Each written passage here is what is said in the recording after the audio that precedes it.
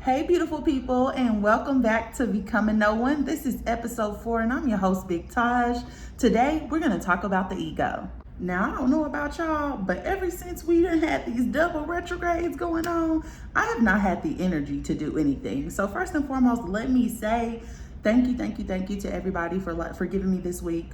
I just needed to get ahead on episodes, so I appreciate y'all's patience. This week we're gonna talk about the ego. I can't wait to get into it because now that we understand how we're energetically designed, the energy around us that's affecting us, now we need to know what guides us in the 3D and what guides us in the 5D. So that's what our next 2 episodes are going to be about, is the ego, which is what we consider to be like the dark side, and the higher self, which would be considered to be the light side. Before we get to talking about the ego, there's a couple things we need to understand, right?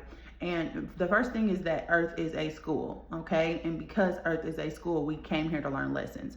So there's certain things that we have control over before we come here. Okay, and once I start talking about the conspiracy theories or whatever, I'll explain to you like what the decisions that were made and all of that down the line. But what you need to know for now is we got to choose certain things like how we look, our appearance, our name, all of that, because your name is what leads you to your soul's destiny, your karmic cycles, physical and non-physical, your talents, physical and non-physical. So I suggest you guys read your Soul Contract Decoded by Nathan Ing, and that'll give you some perspective of what your soul's destiny is, right? But the other thing is our parents, right? And the reason why we chose the parents that we did is because they were most aligned with the lessons that we came here to learn, okay? So with that being said, we chose that death row contract. Yes, absolutely did. Why? Because our soul needed those particular lessons, right? Because when we come to this earth and we incarnate, we come at our core frequency, which is love. That's why I say when you show up here, you are pure love, but then your life experiences start to chip away at that. Okay, and your vibration gets lower. Now, when that happens, those things have to be unlearned so that you can return to that true frequency, which is your core frequency, the love frequency. So another part of this that we need to understand is when we decided to come here, what happened was our higher self, which is a fragment of God consciousness, right? Because we all come from God consciousness, right? It fragmented a piece of itself off and programmed it with our ego personality. And this is our past life and our experiences that we are coming here to learn. And it comes down here with our soul, which is why the ego and the soul are both housed in the solar plexus. So as you can see, the ego and the higher self are the same thing. They are both you.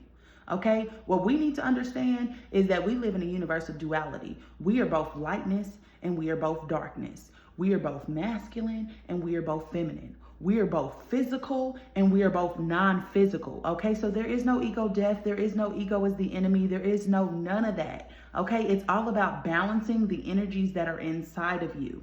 Okay, and once we come to balance, right? Once we balance our chakras, which is the bottom is masculine, then we have the heart frequency, the heart chakra, and then the top is feminine. Once we can get those in alignment, then we will have a direct connection to the divine, okay? Which is who? Our higher self. All right, so the ego is the program that comes with us, that's programmed with our past life lessons and the things that we need to experience in order for our soul to transcend. All right, so the ego works in the 3D where the higher self works in the 5D. The ego works in the physical. That's why it often has a defense mechanism or survival instincts, okay? Because it's in the physical with us, but in the 5D, it doesn't have to have survival instincts, okay? Because you're all knowing. Okay, so let's hop into what the ego actually is, okay? Now, the ego is actually the image of ourselves that we create based on our desires, our fears, and our attachment. And at the core of this ego is the illusion of separation, right? And it makes us look at other people and say, oh, we're separate from them.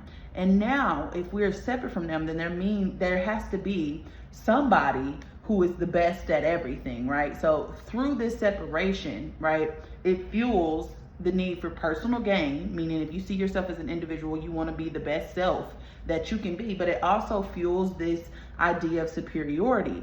So if we're all separate, then there has to be somebody who is the best at all of this, okay? So it's our image of ourselves. So the ego is created and maintained by the mind. So if you change the way you were thinking, you have more control over this. But like I said before, a lot of us are depending on the ego to do a job it is not qualified to do. And the ego is a very 3D thing. Otherwise, the higher self would have just came down here itself, right? So the ego is very 3D, and the only thing that the ego knows how to do is survive. So what does it do? It braces us for danger at any time, which pushes us into survival mode, which is fight, stay and fight it out, flight, get the fuck on, or freeze, possum. Okay? Those are the how we combat fear. All right? Those are our responses and our survival mechanisms. So it puts us in survival mode all the time. What has happened on a physiological level? Cortisol is now pumping through our veins on a consistent basis. And this is only supposed to be short-lived. And now we are doing this throughout our entire day. Cortisol itself actually suppresses melatonin, which messes up our circadian rhythm. Okay? So now we can't even get sleep at night. Isn't that wild how that works? So in order for you to change this and get out of this survival mode, you need to first change the way that you are thinking, because the ego is created and maintained by the mind. How would I know if I'm living in fight or flight? The ego communicates through us through tightness, right? Think about right before you're about to fight. What do? Tighten up your body. Right before you're about to run, what do? Tighten up your body. Right when you're freeze in place, what do? Tighten up your body. So if you are tight in your body, that means that your muscles are contracted, bracing you for danger. Okay? So if you are very tight, then you're probably living in survival mode at all times. So the next logical question is, well, damn, Taja, if we're using it wrong, like what's its actual function? How are we supposed to be using it, right? Well, the ego actually has a couple different jobs. One of my favorites is that it backs up creativity with confidence, okay? Because if you think about it, when you created something, it takes a certain level of vulnerability for you to release it to the public. It opens you up to criticism from other people. So the ego is supposed to step in at that point and say, hold up, baby. You've been that girl and go forever be that girl. Don't worry about them folks, right? But that's why you see a lot of time when people are too much in their ego, how are they?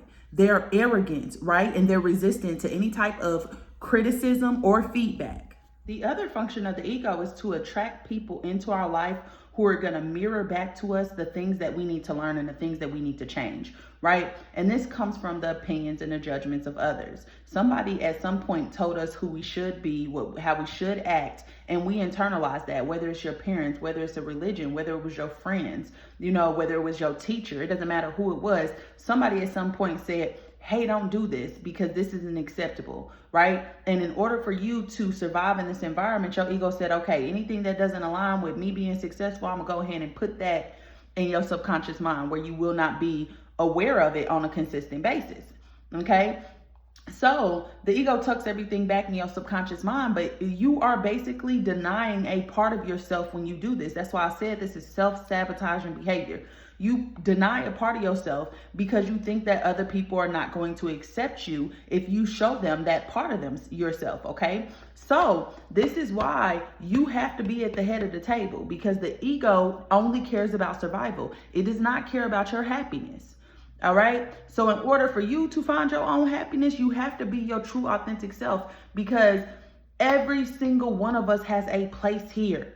Every single one of us, when we operate in our true authentic self, we are making an impact on other people, because everybody is here for other people. Okay? So you need to be your true authentic self. And when your ego is running the show, it literally takes parts of you and hides it from yourself because somebody maybe embarrassed you or shamed you or made you feel guilty for those reasons. And you said, okay, this is not socially acceptable. Let me tuck this away. And you haven't looked back since. So shadow work is just going into your subconscious mind, figuring out the parts that you have denied, pulling them out of that subconscious mind into your conscious mind, and starting to investigate at what point did you stuff this away and say that, you know what, I'm not allowed to be this because somebody else who doesn't pay my bills, who doesn't live in my shoes, told me that I wasn't allowed to be this way. Okay, if you need help with this, don't forget that I have a shadow work journal. Y'all asked me to create this. Boom, there it is. Shadow Work Journal is called Shadow Work Journal Who Hurt You by Taja Moore on Amazon. There's also a link in my bio on my TikTok and on my Instagram, which is both Big Taj, okay? Shadow work is just going back to those old experiences and looking at them and opening up an investigation and figuring out with your adult mind, because you got to remember, when we are kids, we do not have the capacity to think the way that we do as adults, meaning that we internalize and self-blame ourselves for shit that don't have nothing to do with us because we can't see the full board. We more focused on me, and not looking at the other players in the situation. So when you open up something with your adult mind, you are going back with the right perspective to say, you know what, maybe my mama was wrong when she said this. Now, looking at who my mama is now, she ain't got that shit all figured out either. She was wrong for telling me this and saying, you know what, from this day forward, I'm gonna continue to do me, because I'm the one who gotta live with me. Okay, that is what shadow work is about. Yes, you do have to dig into your past. Yes, you do have to ask yourself the hard questions. Yes, it is uncomfortable as fuck, okay? But you must do it so that you can return to your true self and so that you can stop repelling everything in your life. Because once you get past those bottom 3 chakras, which is again, feeling safe, adapting to your surroundings, and then making conscious decisions and managing your thoughts, once you can get past that, you are now in the attracting stages of your life. Now you're not keeping away the things that you want and you desire. You're able to open up the ceiling and let love in, okay? But right now, a lot of us are repelling, and we keep attracting other people who are also repelling. So what are the methods that the ego uses to do this? Now, the ego is going to attract people into your life based on how you are energetically vibrating at that moment, okay? And those people are just going to mirror back to you the lessons that you need to learn, all right? Now, this is going to continue to happen until you learn the lesson. That is why some of us date the same freaking person over and over again, okay? Just a different name, just a different height, just a different aesthetic. Okay, but it is the same exact person. They treat you the same exact way. Why? Because you have not learned the lesson. And sometimes the lesson is, I need to love myself more and stop looking for the love that I cannot find within myself outside of me. First, I need to figure out how to love myself first, because I am the blueprint. I set the standard for other people. Once they see me loving myself properly, I have now changed my vibration, and now I'm vibrating with people who also love themselves and can give me the love that I am looking for as an addition, not as the only source of love that I have. Now, most of the things that we hide away are because of trauma, okay? So you go through a traumatic life experience and it rips a hole in your soul. It could be as small as your parents screaming at you about something, and then you like, you know what, I can't do that no more. For example, when I was a kid, I was really goofy, you know, like I was super goofy. I wanted to be the funny, the, you know, giggly person, the lighthearted energy, right? And my mama used to get pissed off about it. And every single time she would send me to my room and be like, take your goofy ass upstairs. And then I would go upstairs, and then the next time that I come out, I'm not so fucking goofy. Why? Because I want to stay outside with the adults, right? So it could be something very small, but what happens is you'll get a rip in your soul.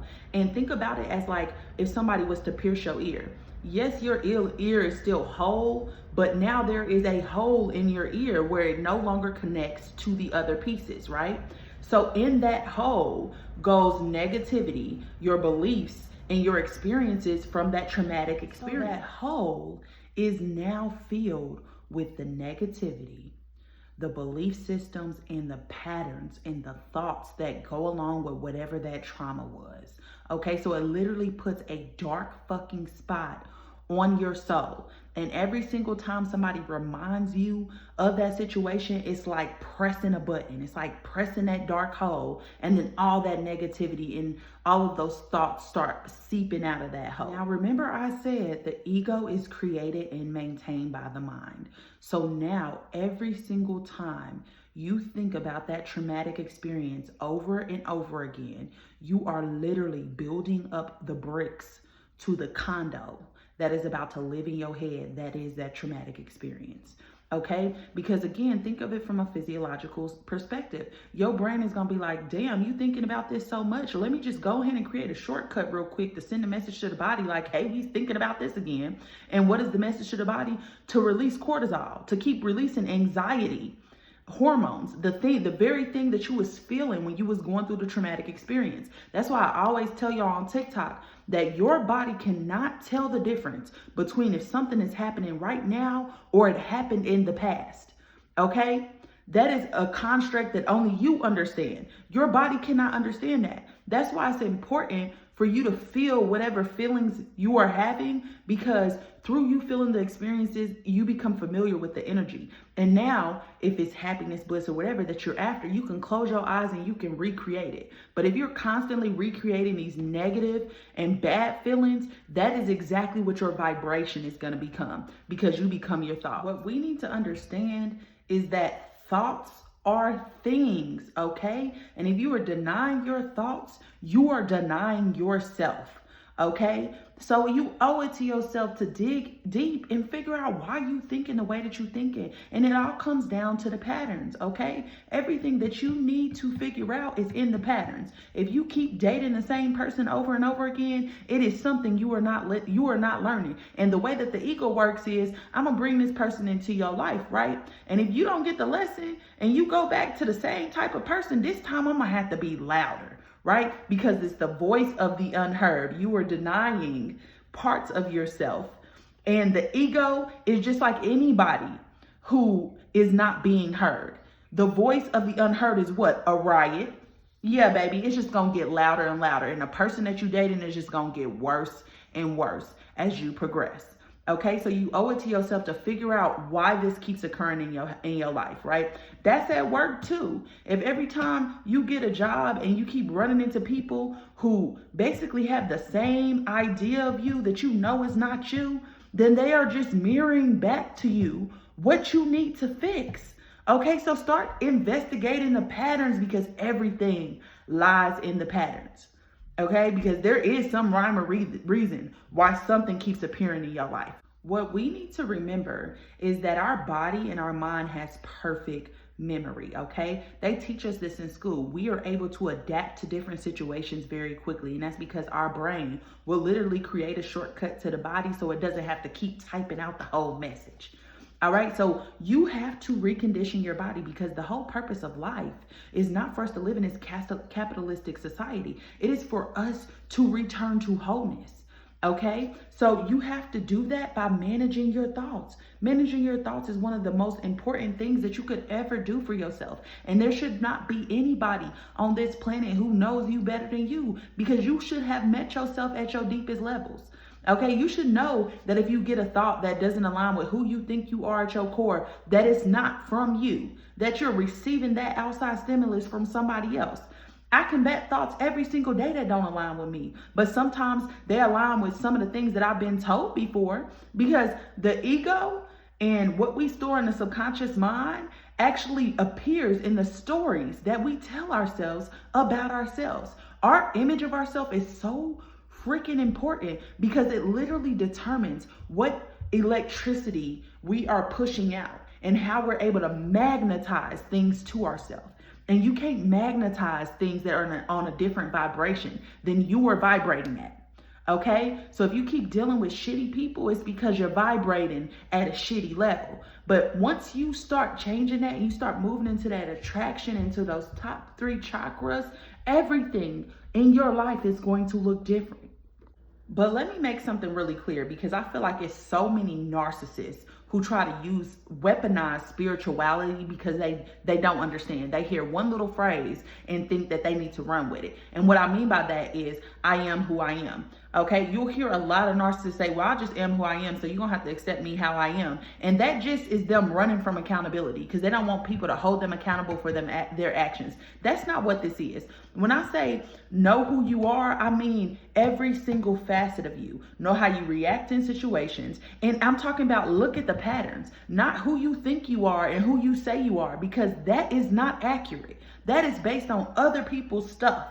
right? Actually look at the patterns. I had to recognize that, yeah, sis is a little spiteful sometimes. If you hurt me, I'm liable to hurt your ass back. But that's not the story I was telling myself. I was telling myself that I get over things really easy and I just move on. That's not the truth. That is a lie that I was telling myself, okay? So when I say know yourself, I mean know you. Look at the patterns and without judgment, say what it is as if you was looking at somebody else's stuff. And say, you know what? My patterns actually show this, but I've been saying that I'm this. I need to stop saying that I'm this and just accept this part of me is who it is. And if it's something that I don't like, I get to change it. Why? Because we live in the realm of free will. Okay? We live in the realm of free will. But the reason why I mentioned the narcissist part, because I constantly hear people who are spiritual and they'll say, well, I am who I am, so you just got to accept me because I know who I am. No, baby, it don't work like that. What you're doing is running from accountability, okay? Because you don't want people to hold you accountable. That is very different than what I am. Y'all got to think about it this way too. Thoughts are things. If you are denying your thoughts, you are actually denying yourself, okay? The whole purpose of this is to become aware of your thoughts and not to dismiss or ignore them, okay? If they do not align with who you feel like you are, you have the choice to be like, you know what, this doesn't align. But we got to stop judging ourselves and shaming ourselves for stuff that don't make sense to us and get more educated about it, okay?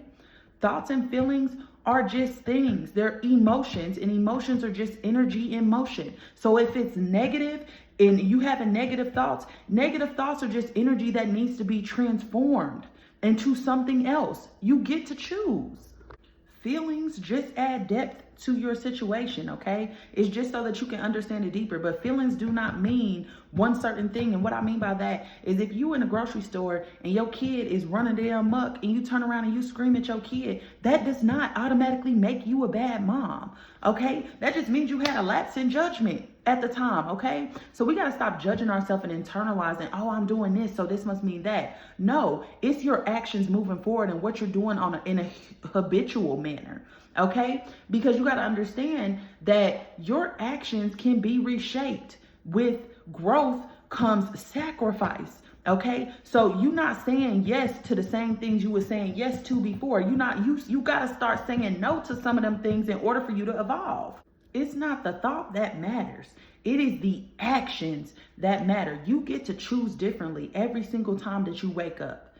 And if yesterday you feel like, yeah, I yelled at my kid, that was pretty bad, then today work on not yelling at your kid when you frustrated. Work on another method. Maybe sit down and think about it and develop a method. Hey, every time my kid is doing this in the grocery store, I'm going to tell them this. And have a plan. Strategize. I say this till I'm blue in the face. The universe is your bestie. You will have abundance because abundance is your birthright. How you determine what that abundance looks like is what you focus on, what your awareness is on, and what condos you building in your goddamn head. Okay? So if you focused on poverty, guess what you're going to get? An abundance of poverty. If you focus on success, guess what you're going to get? An abundance of success. The universe just supports you in whatever it is that you need, okay? So you got to make sure that your thoughts and your mind is strong enough to weather this storm, right? Because the whole purpose, again, is to balance that light and that darkness. So them negative thoughts are just energy that needs to be transformed into something else. Okay? And you can just transform it into whatever it is that you need. And once you grow past that, right? Once you get past those negative thoughts that were associated with that certain trauma, that hole starts to fill again. And now it's not filled with negativity because you're not giving negativity the light of day. All right? So now you become whole in that area. And now it's another area that we need to fix. Okay? So in the 3D, we have access to the past, present, and future at the same time. Okay? But our body cannot tell, or our mind cannot tell which one we are in at that time, okay? So what the ego will do is use instances from the past to prevent stuff happening in the future, even if that's not the actual outcome of the situation, okay? So the ego, like I said, it only cares about surviving. It does not care about your happiness. So let me just give you an example, right? So if you're a person who's like, I need money, well, there's always going to be an intense emotion attached to whatever it is that we say we need or we want, right? And for you, it may be the desire to feel free, okay? Because maybe you grew up in an environment where you didn't have your physical and financial needs met. So now you feel like I need money in order for me to survive, and I'll be damned if I go back to living the way that I used to live. Okay, your trauma is shaping your experiences, right? So you say I need money, but what you're also saying is I lack money, and the universe is going to give you an abundance of lack when it comes to finances, because that is where your focus is. You have to start acting like you already have the abundance of money right now. You can't think about what you do not have, because it puts you in a lack mindset. And if you constantly focusing on what you lack, the universe is constantly going to be bringing back to you the stuff that you lack. Okay? So you will never reach that financial security because you're focusing on you not having it. You need to act as if you have it right now. And you know what that feels like to have an abundance of money. Think about when you get your check on Friday. How does that feel? You can close your eyes and tap back into that energy right now about whatever it is you're trying to accomplish. All right. So you got to act right now as if you already have the money. Some things that you can do and some things that I do is every time I swipe my card, I say, I'm so grateful for the fact that I can afford the resources that I need to survive. You know, every time I pay a bill, I am so grateful that I'm able to afford the resources that I need to survive. I am so grateful that my physical needs are met, my financial needs are met. Every single time I swipe my card, I say, I love swiping my card. Thank you, God, for blessing me with the abundance that I need in order for me to be successful and get what I need to survive in this environment. Okay, so just change the way that you're thinking about it, because how you thinking about it, if you ever come from a negative perspective, it is not going to go your way. You have to come from the light perspective, because that puts you in that 5D the way of thinking opposed to that 3D way of thinking. Now 3D is all about me, right? But you need to get into this. You need to get into this wider view, okay? You need to expand your awareness, because there's so much more than just you in this universe, okay? And when you can get past the me, which is the ego, you get into the spiritual side of everything, and you understand that we are all one and we are not separated. Separation is just an illusion like time, right? We are all one, and we are here to learn. We are here to help each other through this experience, okay? And if you are constantly receiving people who mirror negative things, then you need to look inside yourself and figure out what it is that your subconscious is trying to tell you. Okay, so first, let's talk about the stories that we tell ourselves, okay? So one of them is what I think or what I feel is not important, okay? So this usually comes from being yelled at, ignored, dismissed, or gaslit. You internalize that your feelings and your thoughts do not matter, and they actually do, okay? So you need to balance your air elements and your fire elements. I cannot think for myself. These are the people who are hyper dependent on their friends or other people to figure out situations for themselves because they don't trust their instincts. Maybe they went through an experience where they went against themselves or they betrayed themselves, and now they can't trust themselves, okay? But what you think is important, you have something to contribute, and that's what we need to understand, okay? So again, balance your water elements. Balance your air elements, because your air elements have to do with indecisiveness, okay? So I feel or lack feelings, okay? Because what's happening and what's also not happening are both important. You can feel, okay? These are the people who say, oh, I'm numb to it now. You are not numb to it. You are ignoring it. It is very much still there. You're just not choosing to acknowledge or accept it. And that is part of the problem, okay? So what you feel is important to others, and it's also important to you. Also, what you're not feeling is equally important, okay? What I mean by that is gratitude, recognition, celebration of your accomplishments, okay? People who don't show gratitude or recognition for their accomplishments are usually the kids who parents would say, what I'm gonna give you something for good grades, that's what you're supposed to do. Right? So now you internalize that getting recognition for your accomplishments is not important when it is important. Everybody deserves to be celebrated, because if you can't celebrate yourself and you can't show gratitude towards yourself, then you are doing yourself a huge disservice. Why? It's self-sabotaging behavior, one. But two, gratitude is the light that you need to step into. That is the pathway home. If you can show gratitude for what you don't have right now, going into that meditation and thinking about, okay, I need money, but not I need money as in I lack money, but I wish to bring more abundance in my life. If you can close your eyes and feel gratitude for something you don't have right now, that can very much so change your life. Okay, gratitude is the way home. So what you're not feeling is also freaking important, okay? Your feelings matter. They are all important, and most of the time they are the messages from you to you, meaning your higher self is telling you, hey, this is what's going on. Hey, you need to pay attention to this, okay? So if you can remember how your body felt at a positive time, you can recreate it. Negative emotions, like I said, seem to linger longer because we live in an environment that supports negative emotions. Okay, so the overall vibe of all of us is very negative because we live in a fear-based society that is stuffing damaging things down our throat. Every time we turn on the news, one of us is being killed. And I say us because I'm talking to us, right? One of us is being killed, and that is traumatic. That is a traumatic experience after a traumatic experience. And then we got to also deal with the other stuff that's going on in the world.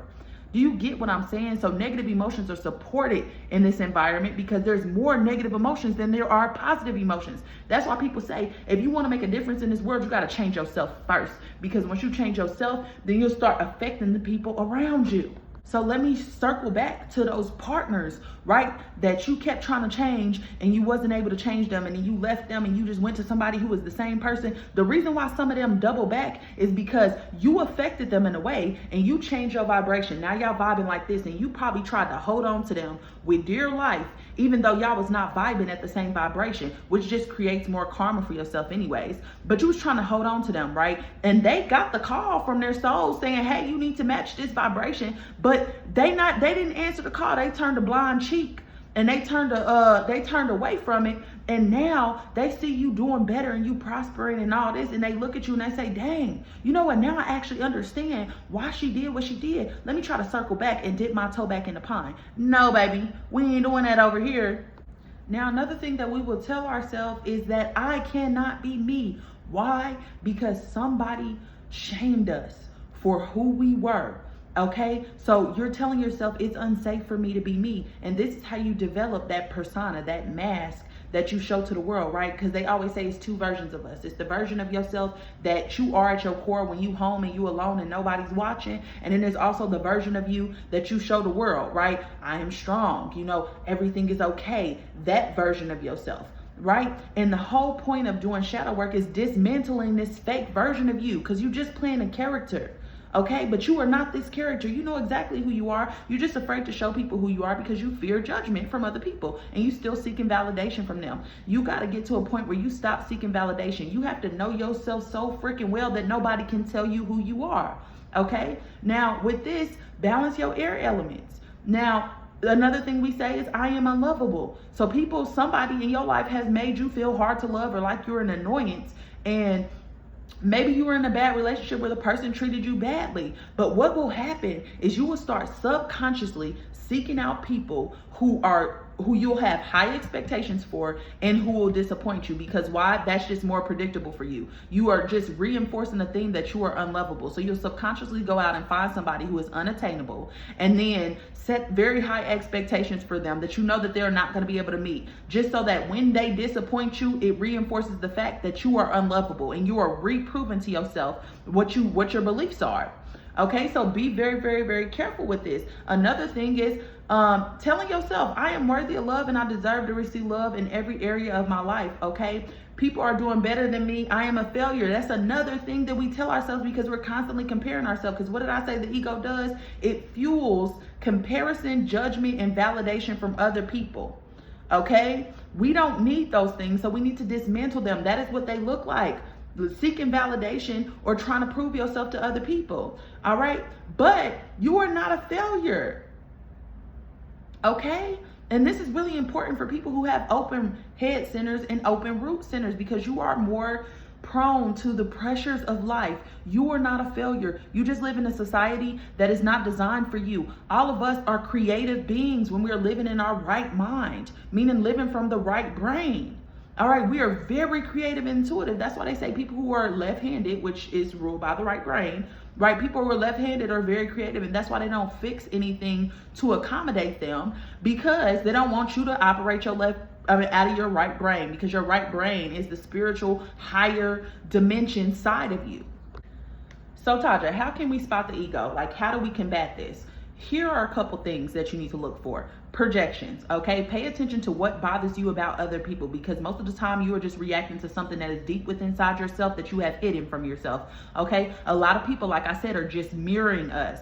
Okay, so when a cheater is cheating and they keep accusing their partner of being a cheater, the reason why they're doing that, because in their subconscious mind, they know that they're cheating. So they're projecting that onto their partner. That is a really great example of that. Pay attention to your criticism and your judgment of other people. Why? Because you're usually criticizing something that you are uncomfortable with inside of yourself. Okay, I told this story about me going to the beach in Miami one time, and I'm literally just going to the bathroom. I have on my bikini. The body is bodying, and this girl walks past me. She has her cover up so tight around her, she looks visibly uncomfortable, and she's like, girls just be being hoes out here.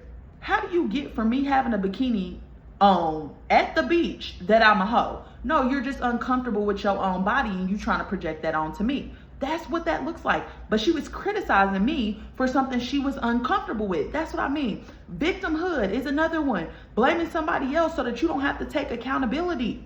Okay? Narcissists have this bad. They would rather blame you for it so that they don't have to be responsible. Let me give you an example. The last job that I had, my boss was a narcissist. She legitimately would not take accountability for anything. And I would literally show her the proof in the message that she sent me. And she would say, well, if I did send that, then what do you mean if you did send that? You did. I just showed you the proof. Okay, there are always victims in a situation. You need to look out for that. Superiority as well, because those are usually the kids that was neglected as kids, and they take on this persona that they're superior than other people because it makes them feel comfortable being them. Okay, so thinking some aspect of you makes you better than someone else. For example, girls who think they are better than other girls because of their hair texture, or think that they're better than other girls because they good girl persona.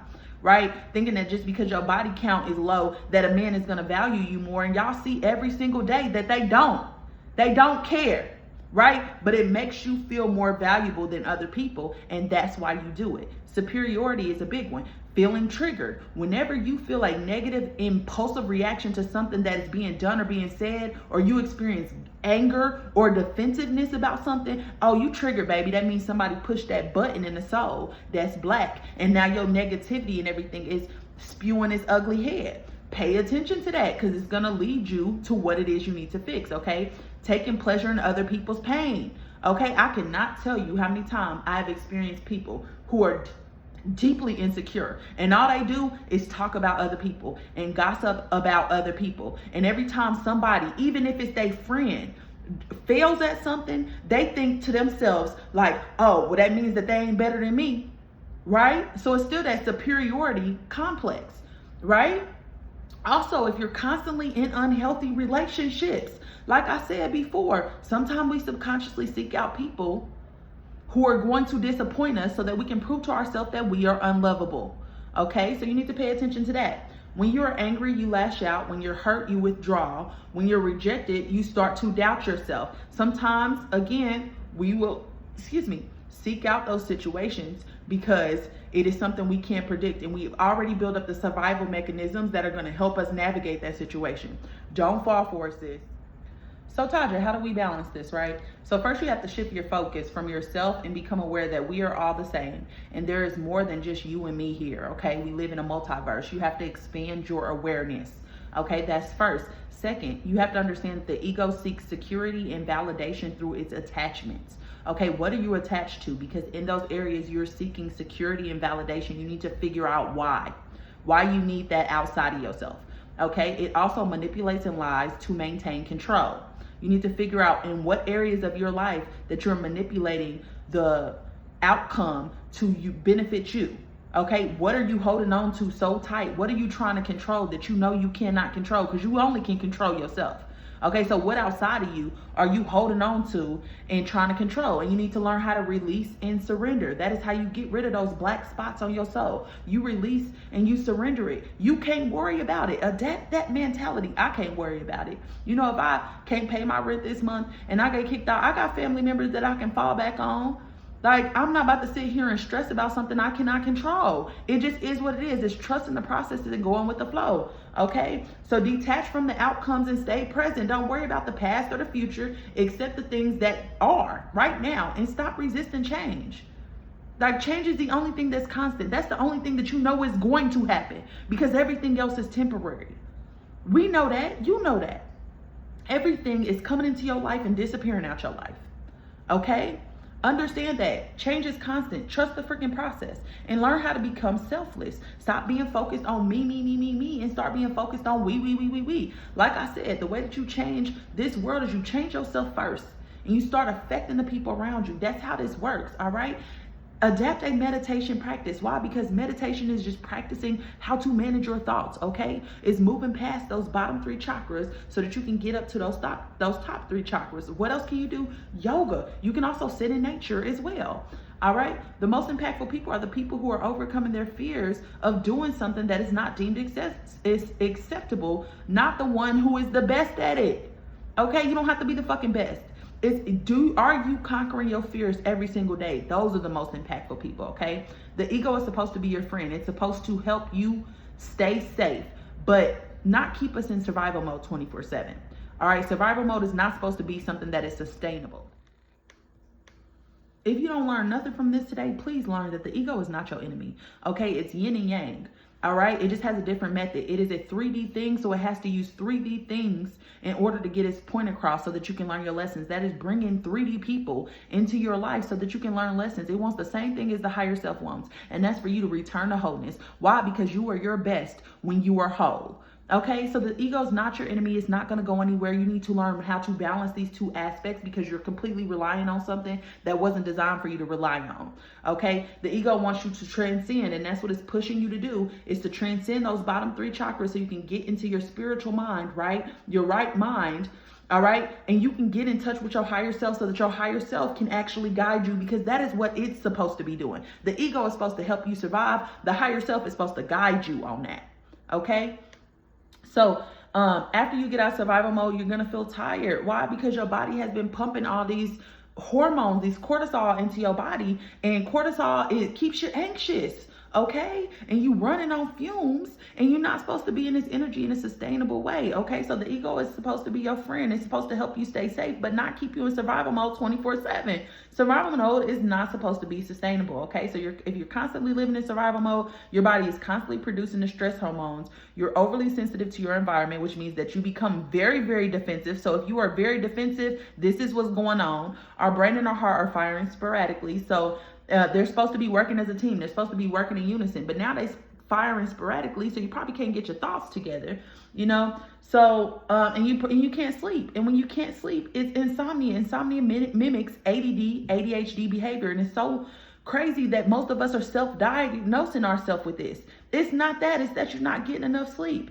Okay, so you're going to feel tired when you start to balance this out. Know that you're going to be tired. Why? Because your body has been pumping anxiety hormones through it. You're also going to go through a withdrawal phase because your body has also been taking anxiety hormones for so long that when they gone, your body going to be like, hold on, wait a second, what's going on here? Right? And so then your ego is going to try to trigger you through old experiences to get you to let it get its hit again. Don't do it, and don't fall for the hype, sis.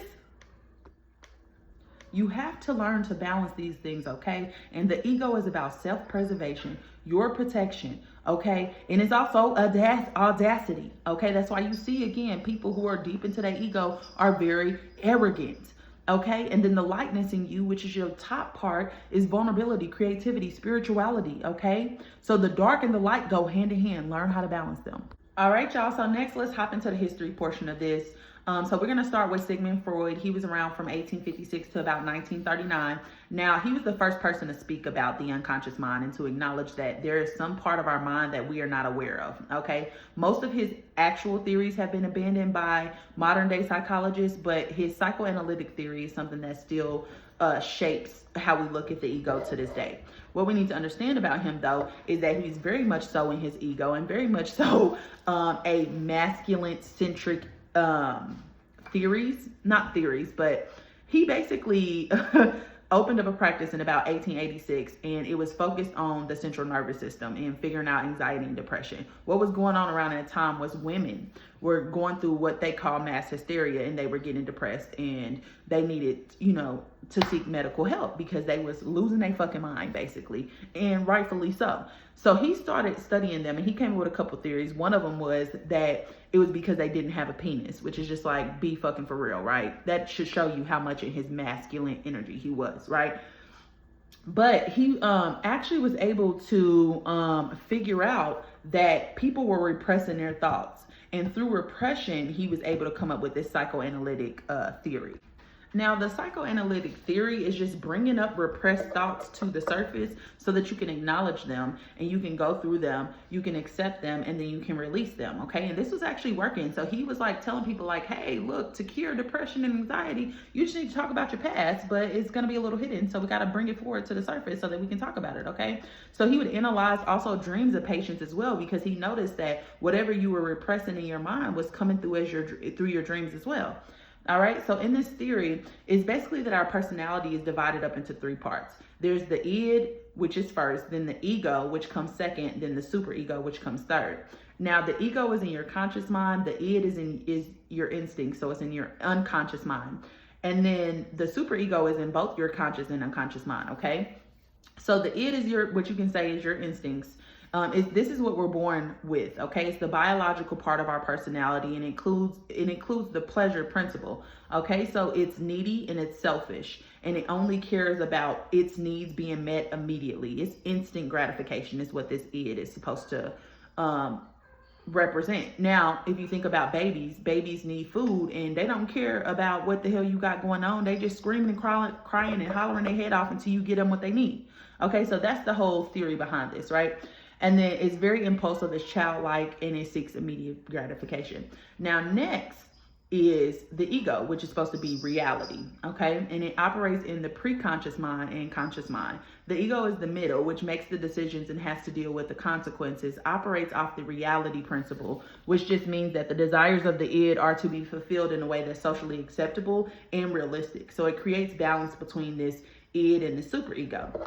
Now, the superego is your morality, right? And it's supposed to exist at all three levels of consciousness, always concerned with what's socially acceptable, okay? So it is your view on what is right and wrong. It's like the angel on your shoulder, or you're conscious, right? You're conscious and can distinguish between reality and illusion, all right? So you think about your id as being the devil on your shoulder, the superego as being the angel on your shoulder, and your ego just being the person that's in the middle, okay? So the ego has defense mechanisms like denial, or ignoring, something, or displacement, which is just like, say, for example, you get mad and you really want to punch your boss in the face, but instead you take your phone and you slam it down on the table. That's what displacement is. It's switching the energy to something else, even though you want to do something else, okay?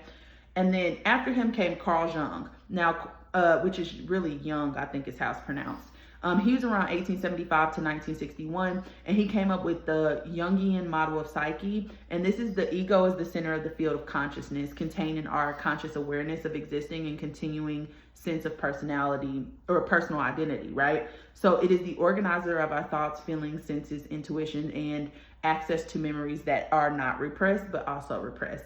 So the ego is an expression of the self, but not the same thing as the self. It makes up of three parts: the ego, the personal unconscious, and the collective unconscious. So he said that the conscious consists of two parts. The personal conscious is the same as Freud's unconscious, with repressed emotions and memories and forgotten information.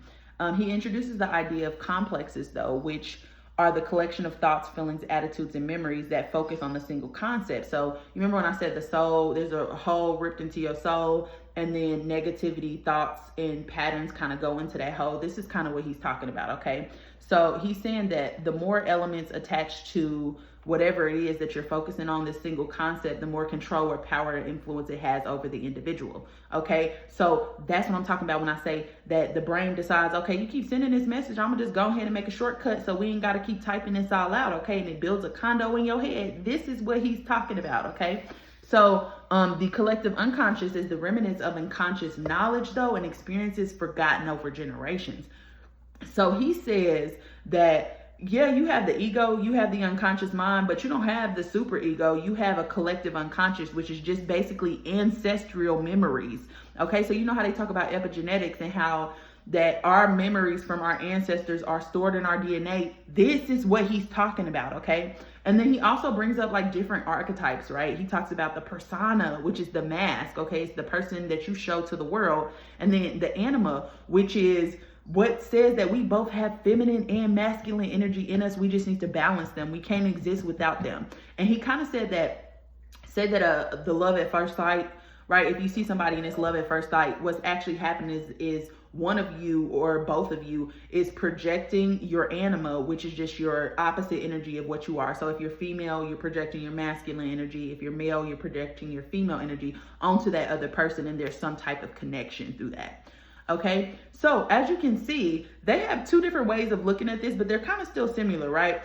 His is more based in this universal, you know, like accepting of the masculine and feminine energy. And Freud was more so all in his masculine energy. But we knew that when he said that basically women were suffering from not having a penis. Like, that still shocks me.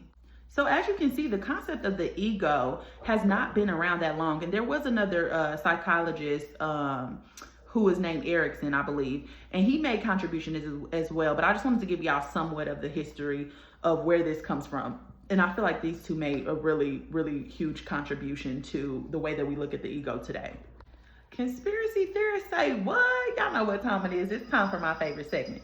Now, what we need to understand about this before I get into the deets is that we have access to 3D, 4D, and 5D consciousness in the 3D. So that means that we're constantly slipping between these consciousness, right, throughout our day, but a lot of us are not aware of it. Why are we not aware of it is a really good question. Now, where this story comes in, if y'all did y'all homework last week like I asked y'all to and watched the world history on spirit science, this might make some sense to y'all. But basically back in Atlantis, they were doing experiments, and what they were actually doing is genetically modifying animals and combining them. That's where we get the centaur from, which is half horse, half man. That's where we get mermaids from, which is half woman, half fish. You know, that's where we get giants and all of that stuff from, is from these experiments that were going on in Atlantis. You know, we are just not that creative, okay? We ain't creating nothing new. We just talking about something that has been hidden, okay? So basically they were creating these abominations that went against the law of the universe. And they was like, you know what, y'all better fix this or it's gonna be a problem, right? So the first initial beings who came here basically had a conscience, right, and morality, and they said, you know what we doing, like, this is really messed up. We need to figure something else out, right? And so it's been said that, or the conspiracy behind this is that they hid knowledge in our trees and in our earth. And this is why they actually created shoes with rubber bottoms, supposedly, because rubber does not conduct electricity, and we are electrical beings, and we usually get electrical signals from other things outside of us. And if Earth has hidden knowledge in it, it can't reach us if there's a rubber sole in between us and the Earth, because rubber does not conduct electricity. Free game. But also, people are not going around hugging trees anymore, okay? And trees are supposed to also have ancient knowledge, all right? But they also knew that we were going to forget, because they basically destroyed something they called the Rainbow Bridge. And the Rainbow Bridge was what enabled us to go back and forth between the 3D and 5D dimensions, okay, without any trouble or whatever. So they said in order for us to reincarnate back into this life, we have to swim across the sea of forgottenness, and we have to forget who we are, right? But they knew that there was going to become a time where we would start to remember, which is supposedly the time that we're in now, the age of Aquarius, right? And the consciousness of the earth is rising, but also our consciousness is rising as well. That's why a lot of things are being revealed, because Aquarius is about uncovering what has been hidden. All right.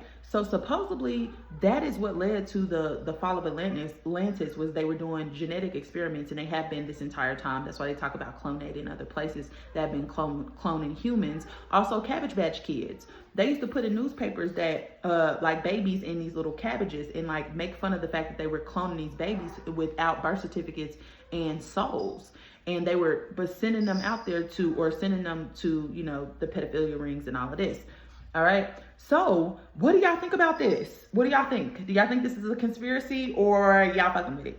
Let me know. All right, y'all. So we got homework. Bow, bow, bow. All right, so what I want y'all to watch first is Midnight Gospel. Episode 5, The Annihilation of Joy. It talks about the soul bird. And in this episode, basically what is happening is this guy who's doing a podcast goes to this world. And in the world, these people are continuously keep reincarnating. And based on whether they learned their lesson or not, they transcend at the end. Please watch this. Please, because this explains everything that I've been talking about in this episode. Another one to watch, Inside Out, which is the kids movie. Yes. Why? Because in this movie, basically Joy is supposed to represent your higher self. That's why she's the only being that is glowing. And she's supposed to be your soul. And as you can see, when Joy goes on this adventure and she gets lost, everything is just an imitation of Joy. When her ego takes over, nothing goes right. Okay, so just pay attention to what's going on in that movie because it'll give you some clarity on what I'm talking about. If you need a book to read, The Ego's Code by Clayton John Anger, it's Ainger, is really good. And then Groundhog Day, because you're constantly just reliving the same freaking day if you're afraid of stepping into the unknown. I love y'all deep and I can't wait to see y'all next week.